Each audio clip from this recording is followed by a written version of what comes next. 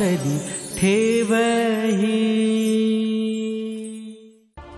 Uncle, गेले काही दिवस मी खूप टेन्स होतो। वृंदाला गमावण्याची मला सतत भीती वाटायची।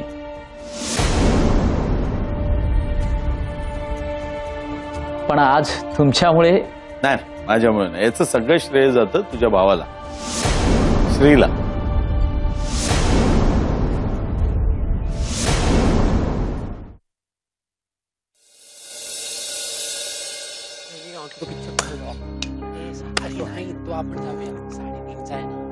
हाय हाय, कुठे होतीस? आणि सचिन कुठे? सचिन आणि मी लेक्चरला होतो। तुम्ही कुठे होता? हा, कंटाळा आला यार, म्हणून निघून आलो। बाय द वे, आम्ही फिल्मला जातो, तू येणार? अरे रिसेस झालीये, कॉलेज सुटलेलं नाहीये अजून। तो ना सचिन येईल ना?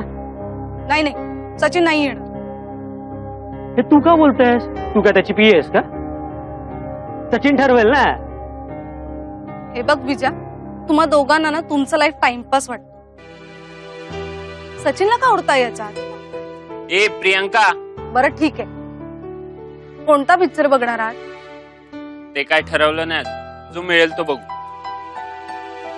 हे असं असतं तुमचं, काहीही ठरलेलं नसतं। अरे यार, बरं ठीक आहे, तुम्ही जा पिक्चरला, आवडलं की सांगा मला, मी सांगेन स्टोरी सचिनला।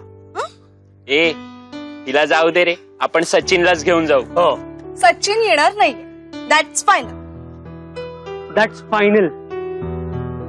तुला नाही वाटत सचिन जरा हिचं जास्तच ऐकतो? म्हणजे ए चल, काय चल? हे बघा, तुम्ही समजताय ना, असं काही नाहीये।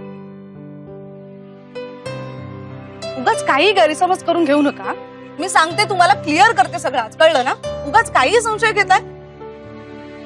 समझदार को इशारा काफी है बेबी।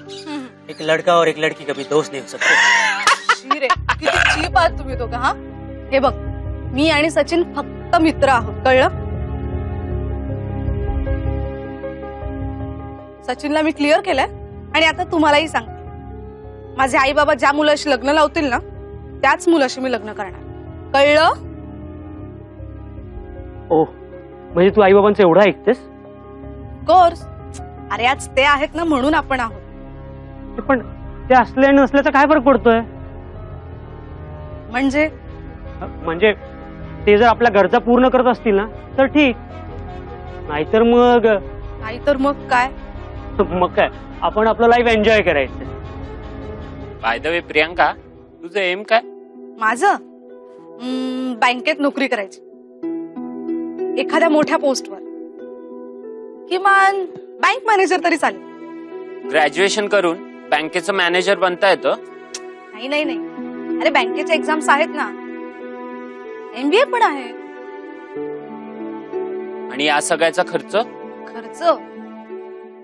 खर्चाचं बोलशील तर तुम्हाला तर माहितीये, मी पार्ट टाइम जॉब करते, आहे सेव्हिंग माझ्याकडे, शिवाय मी एज्युकेशन लोनही काढणार आहे।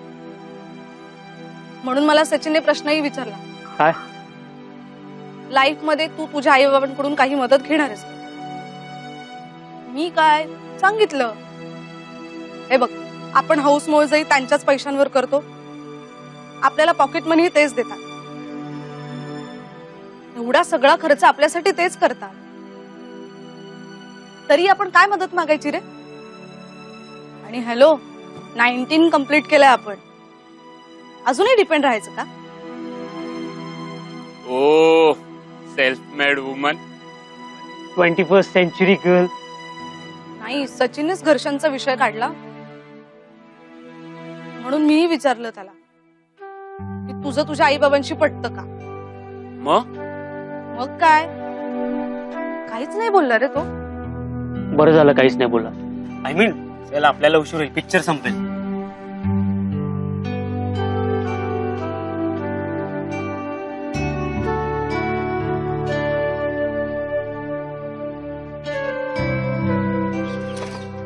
तुला सांगितलं पप्पांकडून नवीन बाईक घे। काय आता हा चल नक्की चालू झाली तो संपायचा.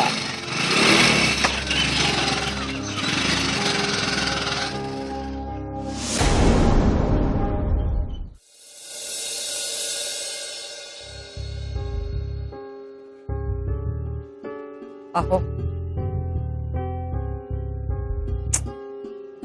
काय झालं? ओमचा विचार करताय ना? हा